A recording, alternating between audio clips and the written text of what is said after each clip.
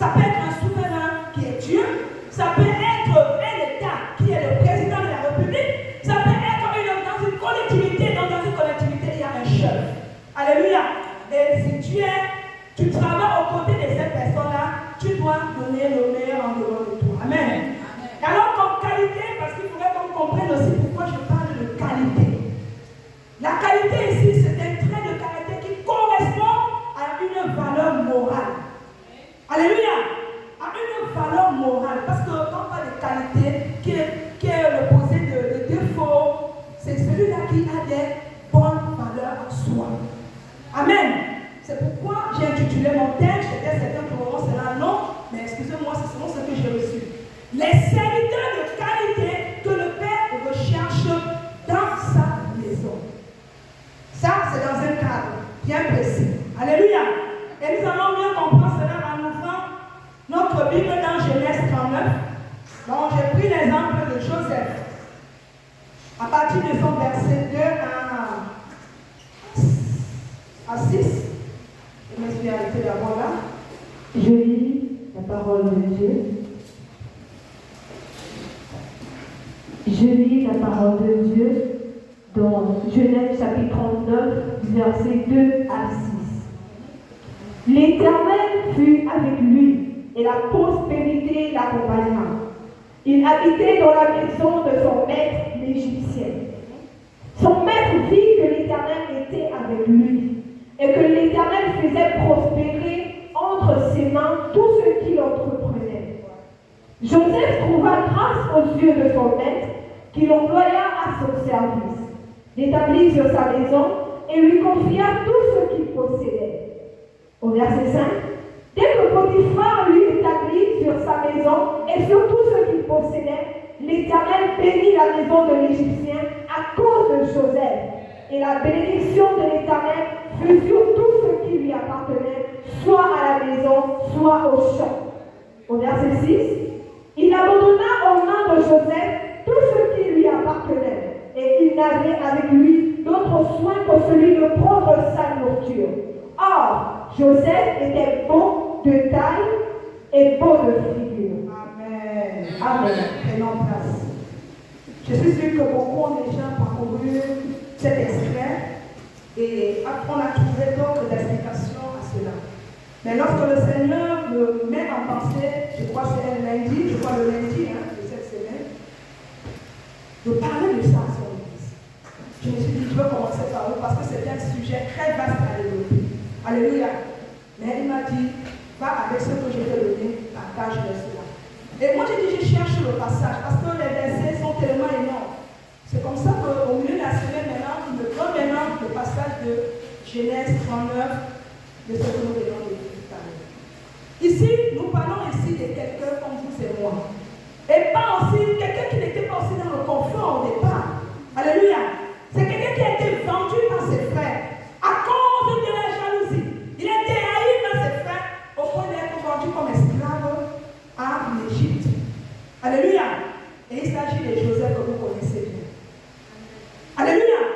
Donc, je vais d'abord reprendre le verset 2 pour mieux vous expliquer. L'Éternel fut avec lui.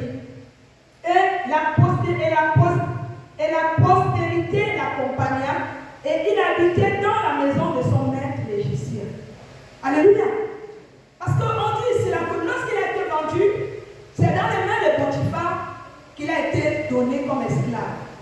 Mais il se peut que parmi les esclaves, alléluia, il y a des distingués esclaves. Dites distingués esclaves. Alléluia. Et Joseph en fut ce cas. Étant dans la maison de Potiphar, qui était son maître, on va comprendre plus loin au verset 3 que son maître vit que l'Éternel était avec lui et que l'Éternel faisait prospérer entre les mains de tout ce qu'il entreprenait. C'est-à-dire que Potiphar a eu l'œil. Il a observé Joseph depuis son arrivée dans sa maison. Parce que pour lui, il prenait Joseph comme les autres esclaves, n'est-ce pas? Qui devaient le servir, nettoyer, faire tout ce qu'on peut confier à un esclave.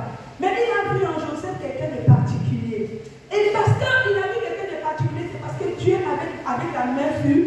Joseph. Et il était un homme béni d'avance. Même Joseph, je suis sûr qu'à ce moment-là, ne savait même pas qu'il était béni. Mais parce qu'il honorait déjà le nom de l'Éternel. Alléluia. Parce qu'il obéissait déjà aux lois de Dieu qu'il avait été enseigné par son père. Est-ce que vous comprenez cela? Parce que s'il n'avait pas obéi à son père, on ne serait pas là. Il a honoré les instructions, il a honoré les commandements, il a honoré même tout ce qui ont lui donné comme enseignement dans sa maison. Et il a grandi ainsi. Jusqu'au point que quand il se retrouve en Égypte, une ville qui n'est même pas véritablement la sienne, mais il s'est comporté de manière loyale envers ce dernier comme c'était son propre père. Alléluia. C'est pourquoi Potiphar pouvait voir en Joseph quelqu'un de béni. Je continue la lecture. Au verset 4, on dira Joseph trouva grâce aux yeux de son maître qu'il employa à son service, l'établit sur sa maison et lui confia tout ce qu'il possédait. Est-ce qu'on peut confier ses biens, toute sa maison à un esclave, à un étranger? De vous à moi, est-ce que c'est facile? C'est facile? Qui parmi vous peut le faire? Vous levez la main, je vous dirai le contraire. Alléluia, vous voyez personne.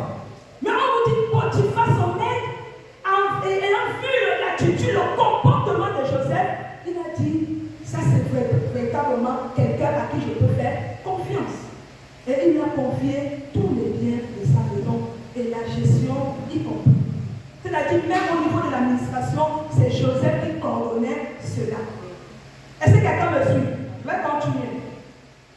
Et puis, moi, on dira, dès que Potiphar fut établi sur sa maison et sur tout ce qu'il possédait, l'Éternel bénit la maison de l'Égyptien à cause de Joseph, et la bénédiction de l'Éternel fut sur tout ce qui lui appartenait, soit à la maison, soit au champ. Ça veut dire que quand Joseph touchait quelque chose, ça veut dire travailler sur quelque chose, cette chose avait du succès. Qui succès? Parce qu'il avait bon cœur. Il ne faisait pas des choses pour lui-même. Il faisait des choses parce qu'il craignait d'abord Dieu et aussi parce qu'il avait du respect pour son maître Potiphar. Il n'a pas cherché à regarder si Potiphar, c'est un païen, c'est des gens qui attendent des idoles, des dieux Baal et tout ça. Mais il a regardé avec principe le respect au supérieur. Alléluia. Et c'est ça. Et je peux dire, c'est tout cela que Dieu pouvait davantage le bénir. Et quand on regarde plus loin, le Seigneur, non seulement va utiliser puissamment Joseph pour faire croître les bénédictions dans la maison de Potiphar, mais jusque même dans les champs. C'est-à-dire que si, comme là en ce moment nous sommes en sécheresse, vous pouvez planter quelque chose là, si vous n'arrosez pas tous les jours, ça ne va pas planter. Mais on va vous dire, quand Joseph venait toucher et qu'il mettait quelque chose au sol, même en temps de sécheresse, la chose donnait. Est-ce que tu peux dire amen à cela? Parce que quand Joseph faisait, il savait qu'il n'est pas seul. Il avait sa force accrochée avec Dieu. Et il comptait sur Dieu. Il ne comptait pas sur lui. Et j'ai apprécié cette attitude-là. Alléluia. Et c'est comme ça que Potiphar, voyant ainsi les choses avancer entre les mains de Joseph, alors que s'il donnait même ça à un autre Égyptien, les choses ne se passaient pas ainsi. Il a vu la différence. Et comment ne pas lui confier tout? Au verset 6, vous allez voir maintenant ce qu'il va déclarer. Il abandonna aux mains de Joseph tout ce qui lui appartenait. Et il n'avait pas avec lui d'autre soin que celui de prendre sa nourriture. Alléluia. Or, Joseph était bon de taille et vert de figure. Je me dis à quelqu'un, quand je lis ce passage, le verset 6, c'est quelqu'un d'abord de un qui n'a pas regardé à sa beauté physique. La Bible dit, ça c'est Dieu qui dit. Joseph, il était beau. Je ne sais pas comment on peut qualifier de quelqu'un de beau. C'est vraiment le point beau, mais c'est vraiment Joseph était plus beau. Je ne sais pas. Parce que si la Bible va, si Dieu va jusqu'à maintenir ce point-là, ça veut dire que Joseph, c'est la chose du genre que quand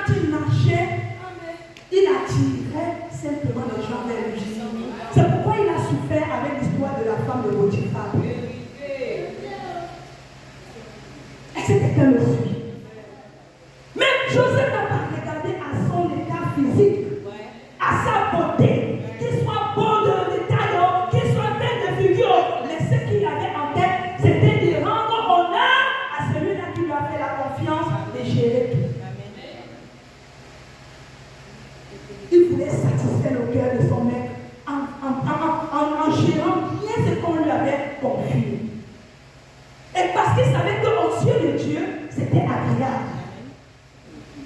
Il y a des gens au milieu de nous, lorsqu'on cherche du travail, on pleure. Mais quand Dieu ouvre la porte, tu trouves du travail. Le premier jour, tu es à l'heure. Avant même d'ouvrir les portes du bureau, tu es là devant la porte. Les semaines suivent, tu es toujours là ponctuel. On te voit comme un nouveau, on l'appelle souvent les bleus. Et il est encore dans le zèle du travail, souvent même les collègues, tu dis, parce que tu es encore neuf. Mais attends d'ici là. Et après, tu tombes même dans le panneau. Quelques mois après, c'est avec les pains de lenteur, on tire les pains, on commence à se lasser, on commence à se décourager, on commence à venir si le travail c'est 7h30, on va venir à 9h, même moins. Bon, parce qu'on est déjà là. On s'est déjà accommodé au système. Et demain après, quand tu reçois les plans de ton patron, les avertissements, tu commences à dire qu'il ne t'aime pas. Ce n'est pas le cas. Nous devions nous faire distinguer là où nous sommes.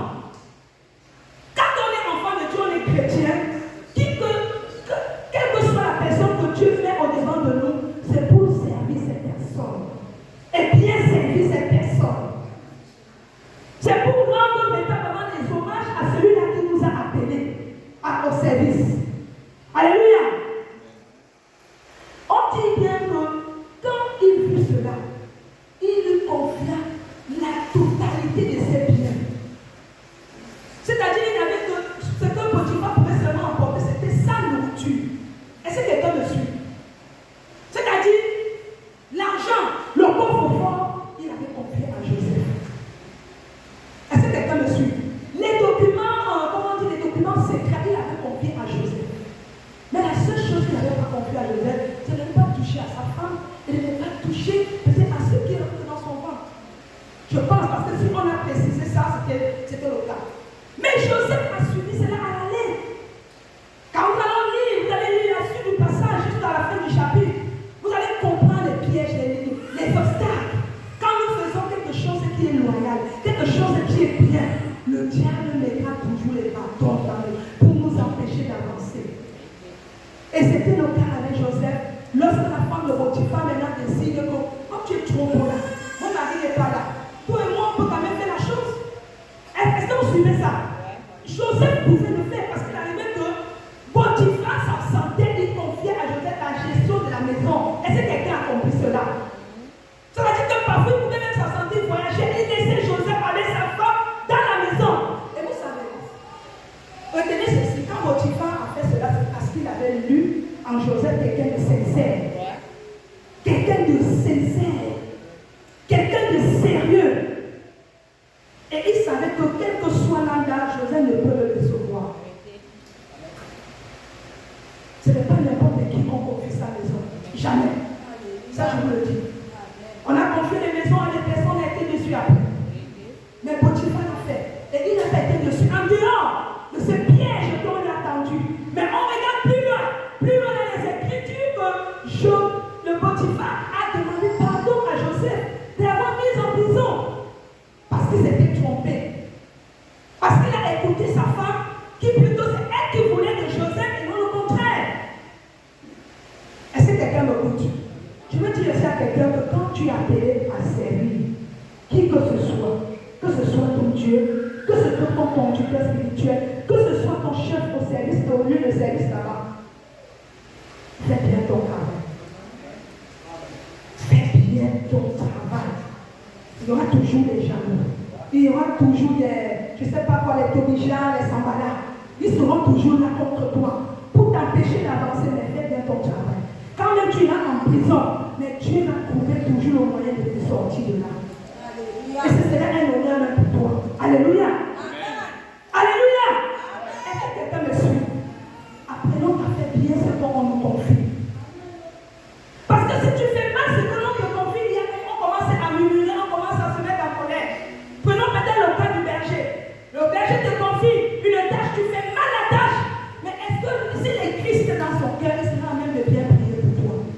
Dis-le-moi. Est-ce que quelqu'un attristé peut prier et demander quelque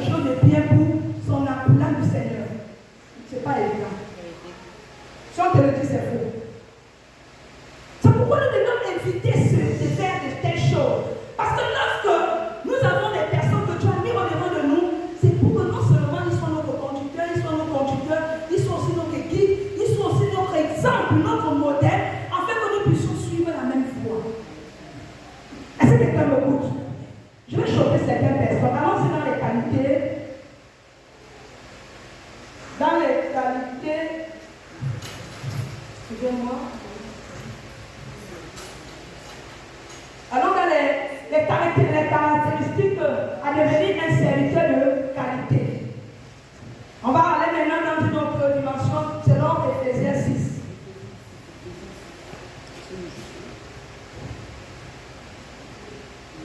Ephésiens 6 à partir du verset 5 à 9. Éphésiens chapitre 6, à partir du verset 5. Serviteurs, obéissez à vos maîtres selon la chair, avec crainte et tremblement, dans la simplicité de votre cœur comme à Christ. Non pas seulement sous leurs yeux, comme pour plaire aux hommes, mais comme des serviteurs de Christ qui font de bon cœur la volonté de Dieu. Au verset 7, servez-les avec empressement comme servant le Seigneur et non des hommes, sachant que chacun, soit esclave, soit libre, recevra du Seigneur selon ce qu'il aura fait de bien. Au verset 9, et vous, maîtres, agissez de même à leur égard, et abstenez-vous de menaces, sachant que leur maître et le vôtre est dans les cieux, et que devant lui, il n'y a point d'acception de personne. Alléluia. Amen. Est-ce que quelqu'un a compris cela? Ou bien vous voulez que je le dise? J'avais dit de le dire. Alléluia. Le Seigneur est bon. Dis le Seigneur est bon. Il a tout écrit. Il a tout écrit. Pour nous surtout, qui l'avons accepté à le suivre.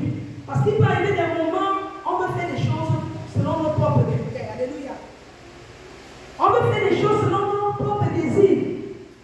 Mais il y a tellement de caractéristiques qui se relient à repérer un homme de qualité devant Dieu.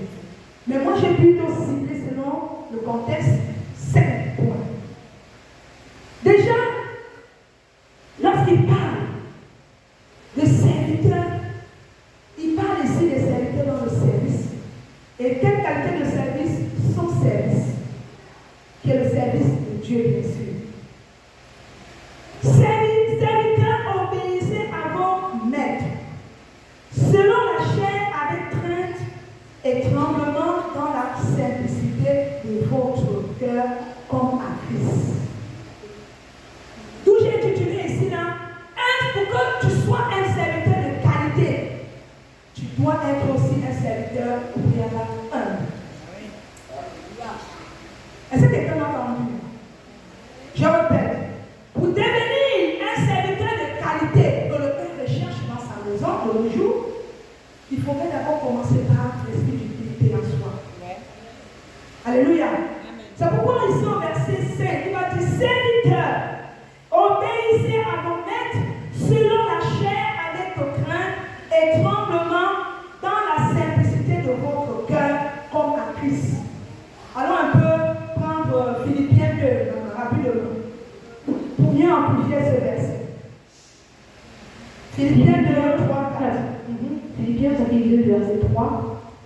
Ne faites rien par esprit de parti ou par vaine gloire, mais que l'humilité vous fasse regarder les autres comme étant au-dessus de vous-même. Alléluia. Amen. Un serviteur de qualité ne doit rien faire par esprit de parti. Est-ce que quelqu'un me suit?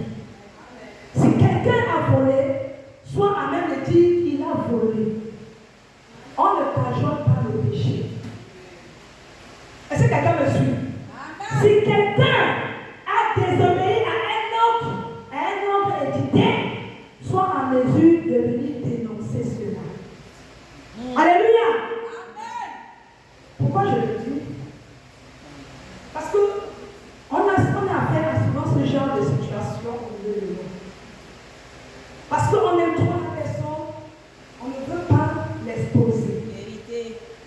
Et aujourd'hui, on a payé les conséquences. Vous connaissez que la personne n'est pas dans les bonnes dispositions, mais vous couvrez. Dieu n'est pas content de cela. Si nous appelons être des familles, une famille fraternelle et tout ce que cela comporte, pourquoi Dieu a émis le point de la communion fraternelle?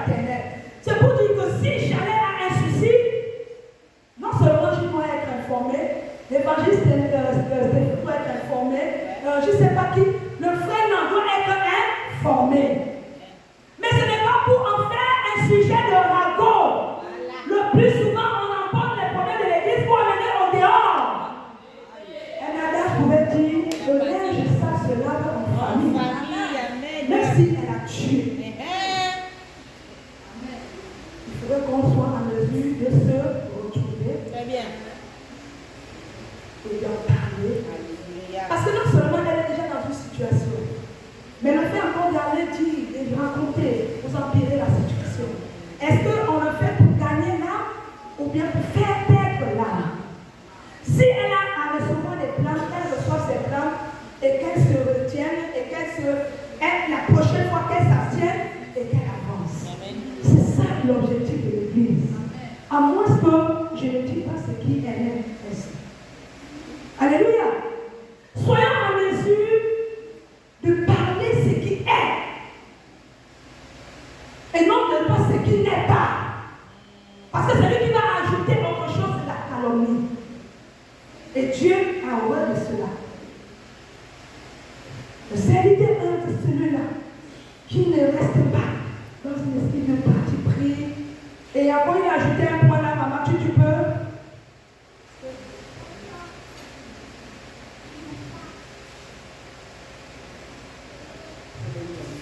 Après le parti pris, il a dit quoi?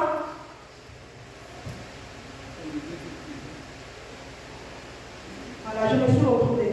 Ne faites rien par esprit de parti ou par vaine de gloire. Est-ce que quelqu'un comprend ça? On ne doit rien faire pour attirer le regard.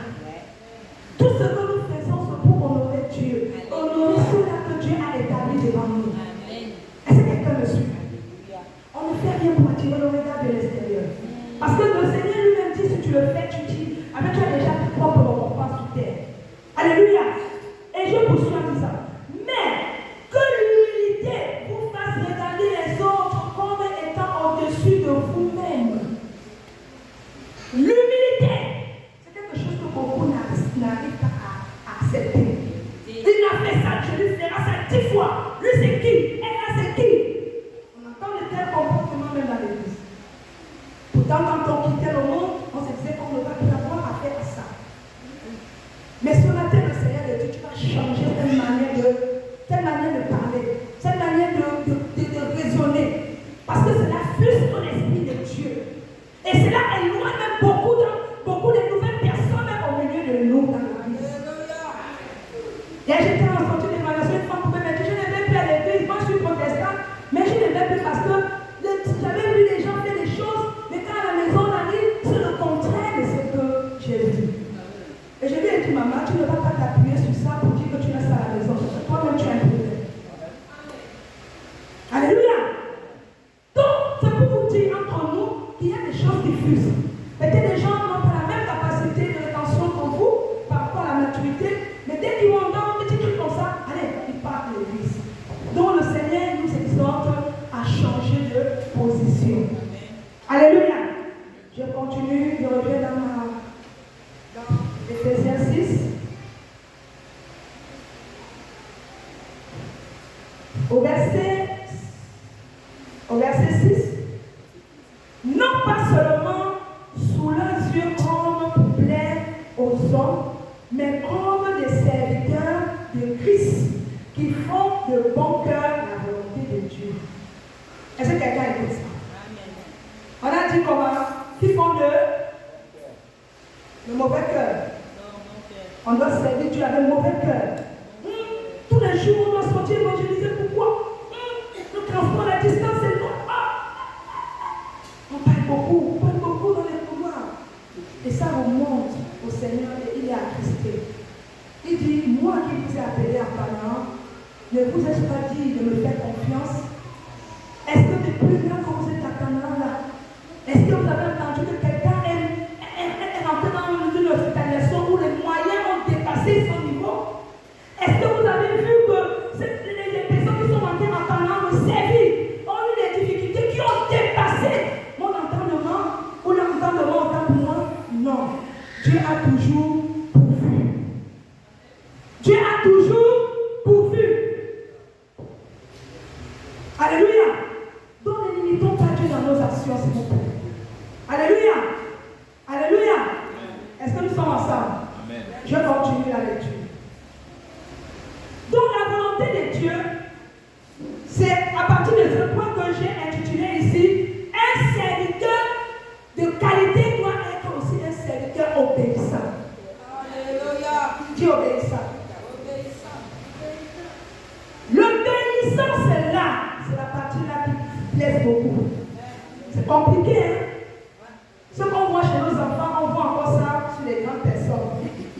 C'est dur. C'est dur, ça je vous le dis.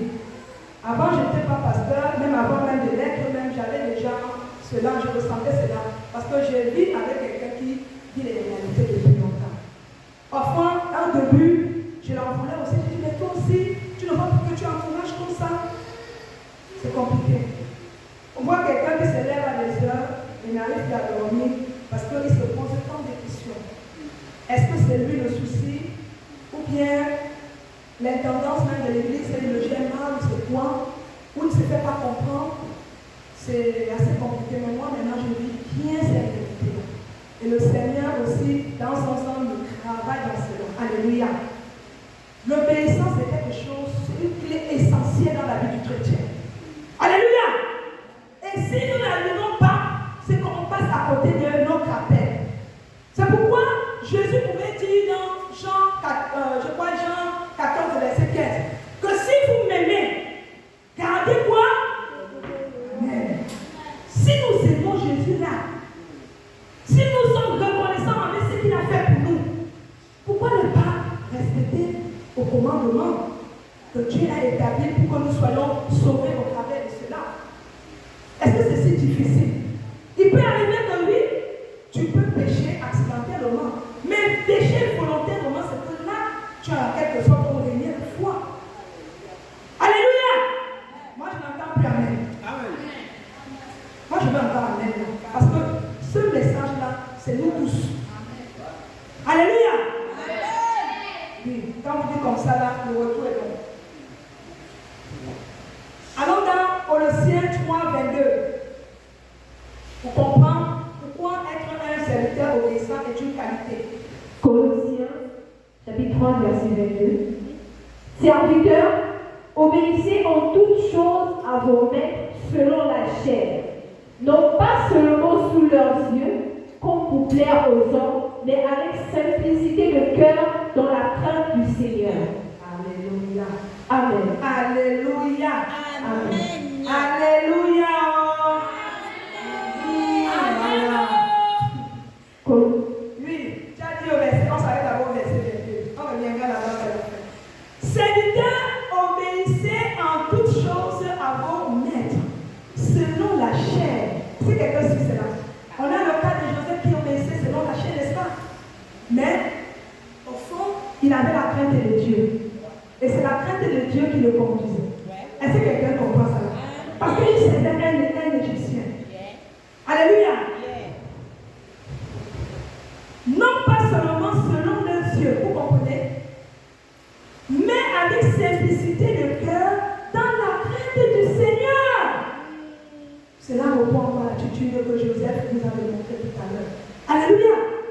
Nous ne devions pas servir pour avoir des, comment on appelle ça, des compliments, pour recevoir des compliments des hommes. Apprenons à faire bien notre tâche pour être devant Dieu, comparé devant Dieu comme des serviteurs qui ont rempli pleinement leur rôle dans leur appel. Vous savez, l'obéissance, c'est une exigence. Ça demande une exigence. Et cette exigence vient de la volonté de Dieu d'abord, non par rapport à nos désirs. Parce que si tu dis que tu obéis par rapport à ce qui t'arrange, là tu n'obéis plus à celui-là qui t'a appelé. Est-ce que quelqu'un me suit? L'obéissance, c'est d'abord qu'on note ici le sens véritable de faire la volonté de celui-là qui t'a appelé, qui est Jésus. Et ensuite, tu verras que les choses vont passer facilement pour toi. Si tu décides de devenir obéissant à Dieu, tu seras obéissant à tes leaders, tu seras obéissant à tes responsables. Et les personnes que Dieu mettra aussi sous ta responsabilité vont être soumis. Est-ce que quelqu'un me suit? Ne faisons pas ce qu'on ne peut pas, n'attendons pas des autres ce qu'on ne peut pas faire pour les autres. Parfois nous sommes très rigoureux avec les autres alors que nous-mêmes, nous ne sommes même pas en même de donner le temps de ce que ces responsables attendent de nous. Et nous sommes les premiers à se plaindre après.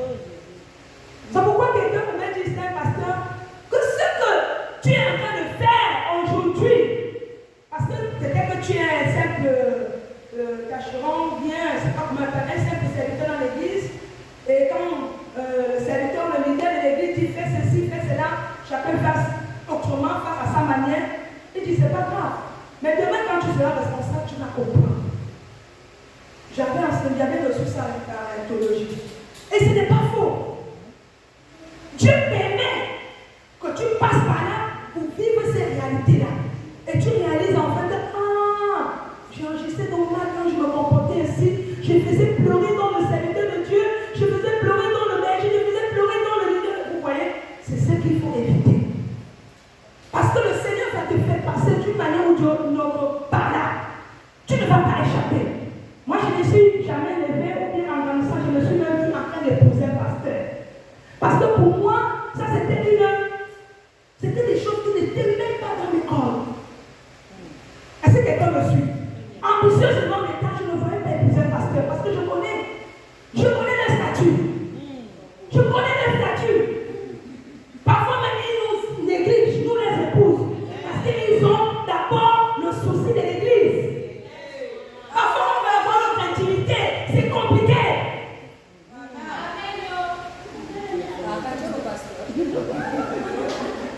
Ce n'est pas facile. Ce n'est pas facile. Mais Dieu pourvoit toujours. Quand il a commencé à mettre le désir dans mon cœur, le fardeau dans mon cœur, le souci des âmes dans mon cœur, c'est là que j'ai compris la paix. C'est pourquoi je vous dis, ceux qui pensent qu'ils sont en train de jouer au, vous appelez ça comment? Gadget, vous ne savez même pas quoi, chauve-souris, Dieu va vous appeler. Et Dieu va vous donner les classiques, les têtes dures. Vous allez venir dire, Seigneur, pasteur, comment vous faisiez là? J'ai besoin de conseils.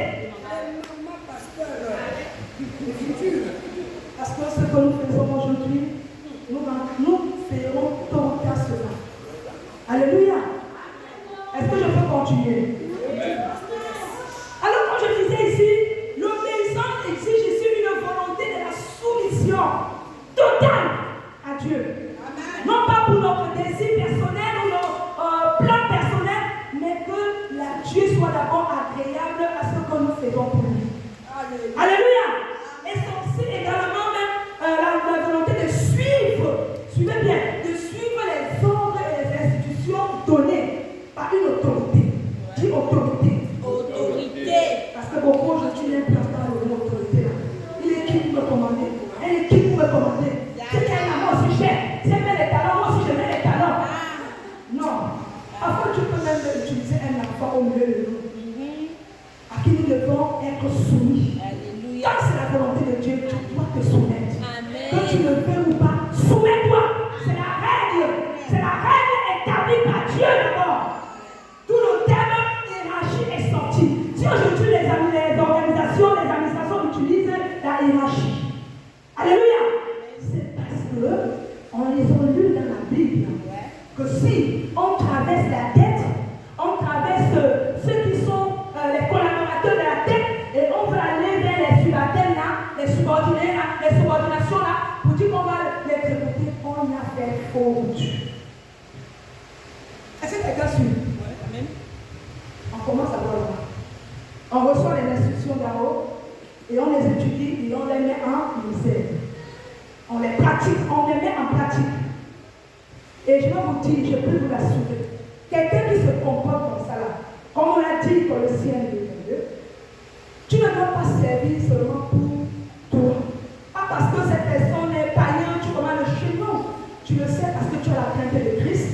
Moi, je puisse t'assurer, ta vie, c'est la totalement différente de ceux-là qui ne pratiquent pas cela. Moi, j'ai vu des gens, ils ont fait 10 ans à la carrière, 10 ans dans les mêmes postes, ils n'évoluent pas. Le salaire est resté intact. Pas d'évolution, pas de promotion. Ils se posent la question, ils pensent que c'est parce que, non, ceux qui viennent là ont plus de diplômes. Non. Moi, j'ai étudié l'entreprise. Il y a le niveau de l'ancienneté qui compte. À un moment donné, on doit élever certaines personnes, même sans diplôme. Mais cette personne reste au même niveau. Parce que le comportement est le même. C'est la même chose que aujourd'hui à l'église. On est là depuis des années. On connaît les réalités de l'église. Parfois, une nouvelle personne vient installer dans la chambre, pas celle-là qui vient pour se faire simplement attirer le regard sur elle. Non. Les personnes qu'on a vues, le Seigneur a donné vraiment du potentiel et ils le font avec vraiment des intéressés, avec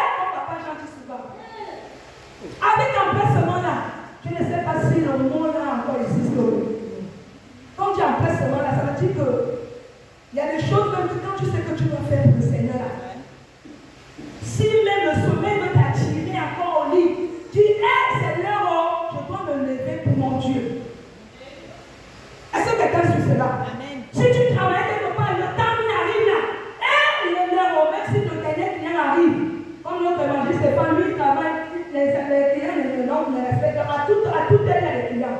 À un moment donné, c'est lui qui doit mettre qui peut arrêter les heures. Il dit bon, à une certaine heure, cher client, je vous aime bien, mais je suis obligé de prendre congé de vous parce que je dois passer à une autre occupation plus utile que celle-ci.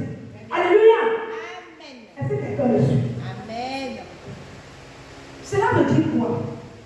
Que pour être un serviteur de qualité, il faut aussi tu dois être quoi? Un serviteur fidèle. Très bien. Parce que dans la fidélité là, tout le monde en fait seulement la règle.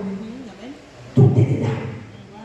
La fidélité là, dans le sens connotatif du mot, on parlera aussi de loyauté. Loyauté et dévotion. Quelqu'un qui est fidèle à son Dieu, il sera forcément aussi fidèle à son conducteur, à celui-là que Dieu a placé devant lui, à son patron de service. Alléluia! Parce que j'ai bien défini ici le terme fidélité, je crois, comme la fidélité, c'est celui-là qui tient à ses engagements. Si tu considères que tu es cette personne, alors tiens à tes engagements. Si tu as pris l'engagement d'honorer ton Dieu, quand il t'appelle, quand c'est le rendez-vous, il faut respecter ce rendez-vous. Et ainsi tu seras un homme fidèle. Dis fidèle. Dis fidèle. Parce que la fidélité est quelque chose de très apprécié dans la Bible. On a tellement des exemples, à cause du temps, je ne peux pas prendre ces exemples. Que le Seigneur nous a présenté telle personne, on a l'exemple de Job, on a l'exemple de Moïse, ils sont nombreux dans la Bible. C'est pourquoi le Seigneur considère cette qualité comme étant une qualité essentielle dans la vie de ce serviteur fidèle. On ne peut pas s'estimer fidèle si non seulement on ne respecte pas nos engagements et de ce point on ne sert pas le Seigneur avec empressement. C'est que nous sommes vraiment à côté de la plaque. Alléluia. Alléluia. Est-ce que je peux poursuivre? Au verset 8. Toujours dans Éphésiens. Sachant que chacun soit esclave, soit libre, recevant du Seigneur selon ce qu'il aura fait du bien. Je relis, parce que je n'ai pas entendu ton amen. Sachant que chacun soit esclave, soit libre, recevant du Seigneur selon ce qu'il aura fait du bien. Amen. Amen. Amen. Que tu sois esclave, que tu sois libre, que tu sois dans le confort, que tu sois pauvre, que tu sois riche. Mais Dieu dit au grand jour, tu recevras selon les bonnes actions que tu auras posées ici-bas. C'est ce que ça veut dire. Alléluia. C'est pourquoi je veux dire à quelqu'un, dans la fidélité, il y a aussi le terme dispensateur que le Seigneur nous parle dans 1 Corinthiens 4, si on peut dire ça rapidement. C'est un point qu'il faut vraiment qu'on comprenne. 1 Corinthiens 4, 6. Chapitre 4, verset 6. C'est à cause de vous, frères, que j'ai fait de ces choses une application à ma personne et à celle d'Apollos, afin que vous appreniez à 1 Corinthiens 4. 1 Corinthiens, chapitre 4, verset 6. 2. Au verset 2, c'est Verset 2. Du reste, ce qu'on demande des dispensateurs, c'est que chacun soit trouvé fidèle. Amen, c'est bon. Ce qu'on attend des dispensateurs, c'est qui les dispensateurs? Là, tu peux nous dire, quand même, tu es dans la parole. C'est qui un dispensateur dans la maison de Dieu? C'est qui enseigne. Oui, papa Jean, c'est qui? Peut-être tu peux ajouter. C'est qui l'a dit, hein? Ah, ça. L'évangile a mis qui se passe c'est caché. Oui, papa. Selon le thème théologique, c'est qui un dispensateur? Toi et moi, on a quand même fait ça. De l'aide, Glenn a dit c'est celui qui enseigne. Il n'est pas très loin de dispenser.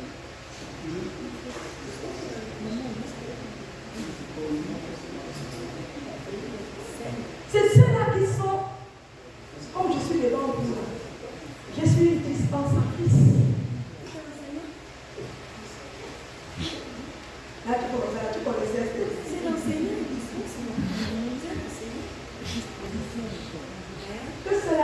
chante, ceux-là qui enseignent, ceux-là qui prêchent, ceux-là qui évangélisent. Ça regroupe tous ces catégories. Alléluia. C'est ceux-là que le Seigneur dit qu'ils soient trouvés fidèles. C'est pas ça, maman. C'est ce que la parole de Dieu dit, Linda. Qu'ils soient trouvés infidèles. Fidèles. Alors, si tu es dispensateur, on te trouve encore dans les bars, dans les boîtes de nuit, dans les hôtels. C'est que là, tu n'es plus un bon dispensateur. Très bien.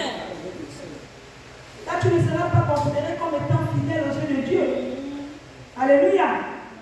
C'est pourquoi ne faisons pas les choses que Dieu va regretter, les raisons pour lesquelles il nous a appelés. Parce que lorsque le Seigneur nous appelle, c'est parce qu'il croit en nous. Et il sait que ce qu'il a mis en nous, on le fera bien. Malgré nos manquements, malgré les limites, c'est lui qui comble cela. Ne dis pas que c'est lui qui t'appelle, c'est lui qui t'équipe. Alléluia. Donc ne soyons pas limités, ne soyons pas intimidés par tout ce qui se présente devant nous. Alléluia. Alors comme quatrième qualité, caractéristique autant pour moi, pour reconnaître un serviteur de qualité, j'ai intitulé ici, un serviteur doit aussi être désintéressé. Alléluia. Il doit être désintéressé pour honorer à ces serviteurs de qualité que Dieu recherche. Les gens qui ne comprennent pas le mot désintéressé, c'est celui-là qu'on a lu dans, je ne sais pas si c'est dans Philippiens, revenez un peu dans Philippiens 2, verset 3, si je me trompe, verset 4. Philippiens Verset 4. 2, verset 4. Voilà.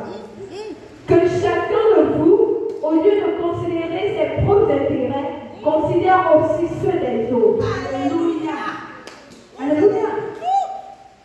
Ça veut dire quoi? Un serviteur de qualité doit aussi refléter le cœur d'un serviteur désintéressé. Amen. D'où on fait allusion à l'altruisme. L'altruisme, c'est celui-là qui, comment je pourrais expliquer ça? Qui recherche d'avoir le bien-être de son prochain avant le sien. C'est ce qu'on appelle l'altruisme. Alléluia. Donc, si tu es appelé à servir ton Dieu, tu n'es pas appelé à être servi toi-même, mais à servir d'abord les autres. Et c'est ce que Jésus a vraiment essayé à enseigner aux disciples. Parce que parmi les disciples, il y avait des têtes dures. Souvenez-vous de ce disciple-là, quand la prostituée est venue avec cette huile qui coûtait d'un prix tellement élevé, vous pouvez dire, mais pourquoi elle va gaspiller autant d'argent pour seulement nettoyer les pieds du maître? Mais vous connaissez la suite de ce que Jésus a répondu. Il y a des choses que apprenons à faire sans regarder le prix. Elle a honoré son Dieu, mais les autres ont parlé. Il y a tellement de choses. Jésus pouvait dire encore à cet homme riche, laisse tout ça et suis-moi. Si tu veux entrer dans le royaume des cieux.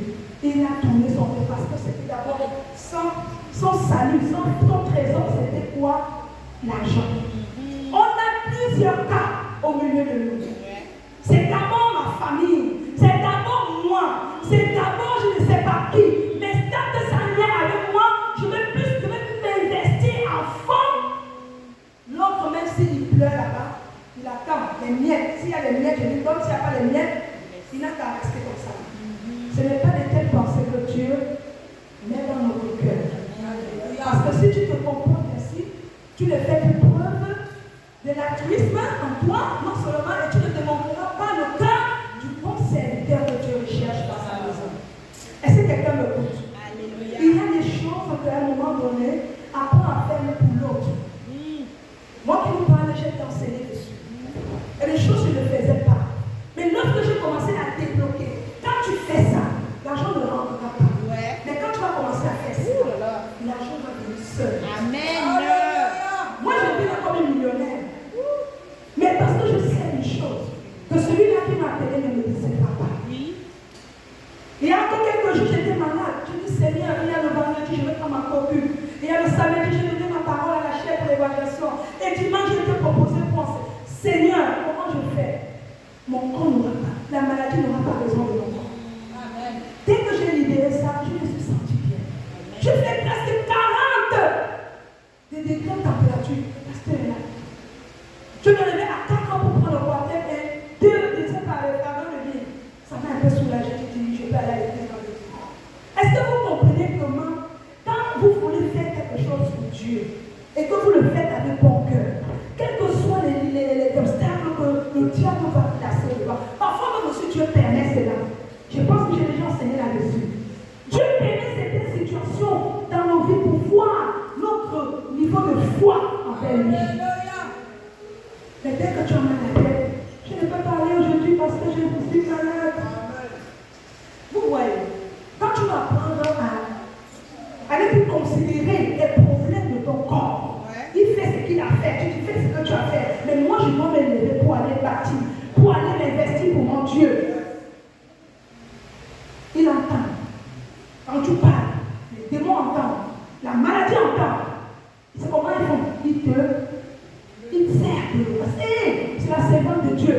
On ne peut pas avoir des problèmes avec son Dieu. On ne peut pas avoir des problèmes avec son Dieu. Et obligé de libérer. Je suis là aujourd'hui devant vous. Je suis très fière de servir mon Dieu. Alléluia. C'est pourquoi je veux t'encourager à servir aussi ton Dieu avec le même amour. On a parlé d'empressement.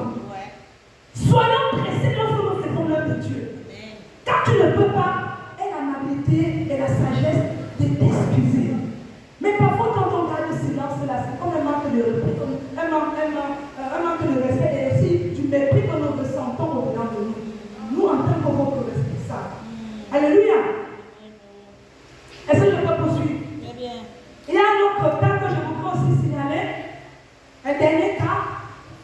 Quand on veut, pour devenir un serviteur de qualité, autant pour moi, on ne devrait pas être ces serviteurs qui se compromettent. Est-ce que quelqu'un me suit? Il ne faut pas être ces serviteurs qui se conforment. Ah, la masse c'est la bâton, tu suis la masse. Tu suis la foule. Bêtement, aveuglement. Oui, on a dit d'aller. Tu pars aussi, tu pars. Tu n'as même pas cherché à interroger d'abord Dieu. Vendredi, le Seigneur s'est mandaté une servante ici, vendredi. Elle a parlé sur ce point-là. Lorsqu'elle donnait son thème, il faut faire confiance en Dieu. Elle a pris les scènes sur l'histoire de Daniel, au chapitre 3, et en présentant le cas des amis de Daniel qui sont méchants, chagrins, Abednego, ces personnes qui servent le Seigneur, qui craignent Dieu, ils ont été confrontés à un décret, je dirais même présidentiel ou royal, dit par Nebuchadnezzar, le roi, qu'il avait dit que ceux-là, il avait dit que ceux qui ne se prosterneront pas devant les statues qu'il a élevées, et les veaux d'or, je ne sais pas quoi, tout ce qu'il a élevé, c'est Dieu, par là. Toutes les personnes qui ne vont pas respecter cette loi-là, en venant se prosterner devant ces statues et ces veaux d'or-là, seront passibles d'une mort capitale, c'est-à-dire d'une peine mortelle. Et Abednego, chacun méchant, voyant que s'ils se conformaient à cette loi-là, non seulement ils désobéissaient à Dieu, et ils feront obtrancher véritablement à la loi de Dieu qui dit que celui-là qui adore un autre Dieu n'est pas digne de lui. Et ils ont dit qu'ils ne pourront pas se prosterner devant ces statues. Et c'est comme ça que les Sadducéens sont allés voir le roi, lui disant que les gens, les serviteurs que tu as à ta maison là, ils ont volontairement et délibérément désobéi à cette loi. Et toi-même, il rappelle le décret que toi tu as dit que celui-là qui ne va pas honorer sera coupable de mort. Maintenant, qu'est-ce qu'on fait pour le cas? Le roi, alors, comme il a donné sa parole, c'est avec un personnage dans son cœur qu'il a donné sa parole. Il faut simplement mettre cela en Excel. Il va maintenant dire, on fait ce qui est nécessaire, on va les mettre dans la fournaise et tout ça, alors chauffer plus 2 fois, 3 fois que les autres fois que l'on fait, c'est déjà le cas. Et qu'est-ce qu'on dit? Le Seigneur avec la main sur ses serviteurs. Parce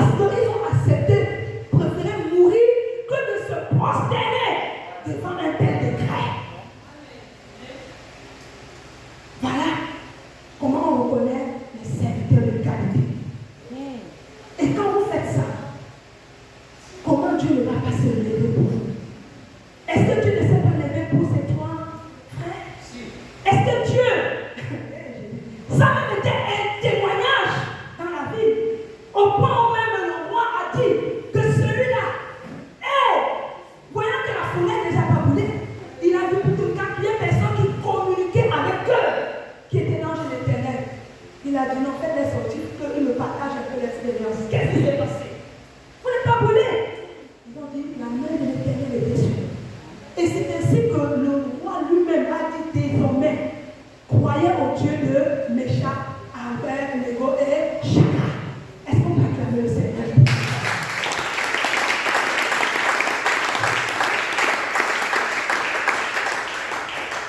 Je vais terminer par encourager quelqu'un ce matin à ne pas se dire, peut-être je ne suis pas encore servant, je ne suis pas encore serviteur, mais quand tu es appelé, retiens que tu y as déjà des prédispositions dans ta vie.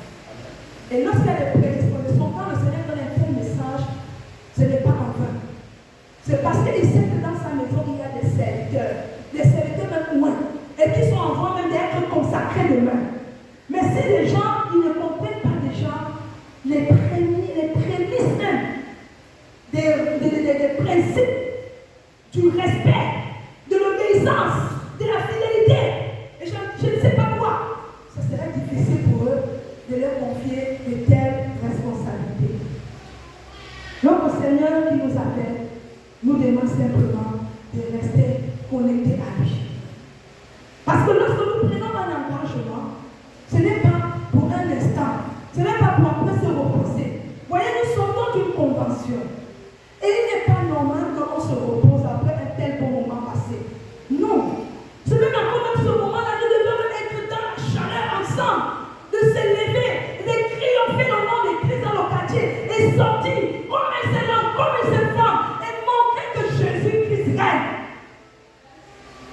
Je vais dire à quelqu'un ce matin, je pouvais dire à un parier, c'est pas, parce qu'il voulait fumer devant moi, le clameur que j'ai apporté hier. J'ai dit non, ne fais pas ça devant moi. Il a arrêté. Et j'ai profité pour l'évangéliser. Je lui ai dit, Jésus t'appelle. Et lorsque tu es dans cet état-là, tu fais souffrir les médecins. Peut-être tu ne le sais pas. Et non seulement les médecins, et c'est vous là qui fait souffrir les pasteurs quand vous venez à l'église. Il faut arrêter ça. Parce que tu es en train de vouloir faire ton corps. Ce n'est pas toi qui souffrira après quand il y aura des dégâts. Ce sera ta famille et les personnes qui t'aiment. Ah maman, tu parles comme un pasteur, comme ceci. Je dis non, je te parle parce que ce que tu fais n'est pas bien. Comme j'étais avec une soeur de l'église, je ne sais pas si elle est là, la voisine de maman Olivia, Marie, elle me dit, il faut venir à l'église. L'église, elle ne pas là, il faut venir. C'est comme si tu dis, moi j'habite au cas, c'est au cas là, mais je vais venir ici. Je dis, si tu as l'amour, viens à l'église. C'est elle qui parlait comme ça. Et je me dis, pourquoi je me parle? Parce que, à un moment donné, il faudrait que nous soyons des personnes prêtes à libérer la parole. Quand besoin se fait. Est-ce que quelqu'un me suit? Ne prenons pas seulement une occasion pour libérer la bouche et dire ce que Dieu a mis dans notre cœur. Au travers de tes dits, tu peux sauver une vie. Parce que le Seigneur qui nous a appelés, il a dit tant que nous vivons, nous n'avons pas encore droit au repos. C'est lorsque nous fermerons nos 2 yeux là, que nous serons maintenant dans les 4 bois, que lui là on peut appeler le repos. Alléluia. Non, ne te dis pas que tu es en repos. Le monde attend avec un grand désir la révélation des fils de l'homme. Par ton témoignage, par la parole d'évangélisation que tu vas libérer. Est-ce que quelqu'un m'écoute? En tant que nous sommes appelés à être des serviteurs et qui devraient être des serviteurs de qualité que le Père recherche. C'est pourquoi j'aimerais conclure avec ce verset. 1 Pierre 2, 18. 1 Pierre 2, verset 18. Serviteurs, soyez soumis en toute crainte à vos maîtres, non seulement à ceux qui sont bons et doux, mais aussi à ceux qui sont des caractères difficiles. Alléluia. Pas seulement à ceux qui sont bons et doux. Tu as pour mandat de te soumettre à cette autorité que tu places devant toi. Même ceux-là qui ont le caractère difficile, parce qu'autant que nous sommes, la manière dont Dieu a bâti chacun, c'est comme ça. Tu te dois simplement de te soumettre à l'autorité. Alléluia. Et pour finir, Colossiens 3, 23 à 4. Colossiens 3, 23 à 24. Tout ce que vous faites, faites-le de bon cœur, comme pour le Seigneur et non pour les hommes, sachant que vous recevrez du Seigneur l'héritage pour récompense. Servez Christ le Seigneur. Ça, c'est mon mot de fin. Ça, c'est mon mot de fin. Est-ce qu'on peut lire ensemble cela? C'est affiché au monde. Tous ensemble. Faites-le. Seigneur et non pour les hommes. Sachant que vous servez le Seigneur, l'héritage pour récompense. Alléluia. Alléluia. Alléluia. Tu as un héritage à amener. Et c'est dans le service. Quel que soit ce que tu attends de recevoir, c'est dans le service. Moi, j'ai reçu tellement de bonnes choses avec mon Dieu. Dans le service. Et je veux t'encourager aussi de même à servir ton Dieu. Parce que tu as pour récompense l'héritage qui appartient à Christ. Parce que nous sommes héritiers à Christ. Alléluia. Tu as aussi ta